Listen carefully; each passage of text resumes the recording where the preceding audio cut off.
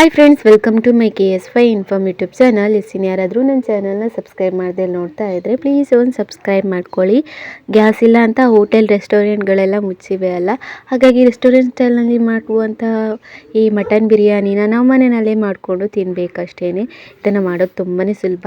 ಒಂದು ಫ್ರೈಯಿಂಗ್ ಪ್ಯಾನ್ಗೆ ಒಂದು ಸ್ವಲ್ಪ ಎಣ್ಣೆ ಹಾಕ್ಕೊಂಡು ಒಂದು ಖಾರಕ್ಕನುಗುಣವಾಗಿ ಒಂದು 10-15 ಕಾಯಿ ಮೆಣಸನ್ನ ಫ್ರೈ ಮಾಡಿಬಿಟ್ಟು ಮಿಕ್ಸಿ ಜಾರಿಗೆ ಸೇರಿಸ್ಕೊಳ್ಳಿ. ಅದಕ್ಕೆ ಒಂದು ಗಡ್ಡೆ ಬೆಳ್ಳುಳ್ಳಿ ಹಾಗೆ ಒಂದೆರಡು ತುಂಡು ಶುಂಠಿನ ಸೇರಿಸ್ಕೊಂಡು ನೀರು ಹಾಕ್ಬಿಟ್ಟು ರುಬ್ಕೊಬೇಕಾಗುತ್ತೆ. ಅದಾದಮೇಲೆ ಚಕ್ಕೆ, ಲವಂಗ, ಏಲಕ್ಕಿ, ಸೋಂಪು, ಗಸಗಸೆ ಇವೆಲ್ಲನೂ ನಾವು ಮಿಕ್ಸಿ ಜಾರ್ನಲ್ಲಿ ಹಾಕ್ಕೊಂಡು ಪುಡಿ ಮಾಡ್ಕೊಬೇಕು. ಅದಾದಮೇಲೆ ಕುಕ್ಕರ್ಗೆ ಒಂದು ಸ್ವಲ್ಪ ಎಣ್ಣೆ ಹಾಕ್ಕೊಂಡು ಕೊತ್ತಂಬರಿ ಸೊಪ್ಪು ಹಾಗೆಯೇ ನಾವು ಪುದೀನ ಸೊಪ್ಪನ್ನ ಕಟ್ ಮಾಡಿಬಿಟ್ಟು ಸೇರಿಸ್ಕೊಬೇಕು. ಚೆನ್ನಾಗಿ ಒಂದು ಸಲ 5 ನಿಮಿಷ ಬಾಡಿಸ್ಕೊಬೇಕು. ಅದಾದಮೇಲೆ ಒಂದೆರಡು ಗಡ್ಡೆ ಈರುಳ್ಳಿ ಜಾಸ್ತಿ ಇದ್ರೇ ರುಚಿ ಜಾಸ್ತಿ ಆಗಿರುತ್ತೆ.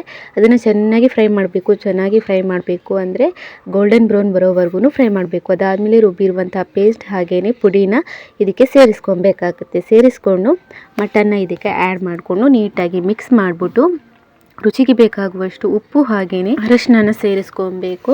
ಅದನ್ನು ಚೆನ್ನಾಗೇ ಒಂದು ಸಲ ಮಿಕ್ಸ್ ಮಾಡಿಬಿಟ್ಟು ಫ್ರೈ ಮಾಡಿಕೊಂಡು ಅದಾದಮೇಲೆ ಒಂದು ಟೊಮೆಟೊ ಹಾಗೆಯೇ ನಾವು ಕೊತ್ತಂಬರಿ ಸೊಪ್ಪು ಆವಾಗಲೇ ಹಾಕಿಲ್ಲ ಅಂದರೆ ಇವಾಗನೇ ಸೇರಿಸ್ಕೊಬೋದು.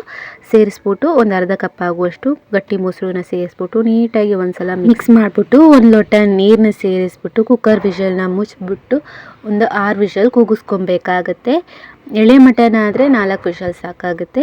ಕೂಗಿಸ್ಕೊಂಡದಾದ್ಮೇಲೆ ಓಪನ್ ಮಾಡಿಬಿಟ್ಟು ನಾವು ಅಕ್ಕಿ ಎಷ್ಟು ತಗೊಂಡಿರ್ತೀವಿ ಅಷ್ಟು ಕ್ವಾಂಟಿಟಿಯಲ್ಲಿ ನೀರನ್ನ ನಾವು ಸೇರಿಸ್ಕೊಬೇಕಾಗುತ್ತೆ.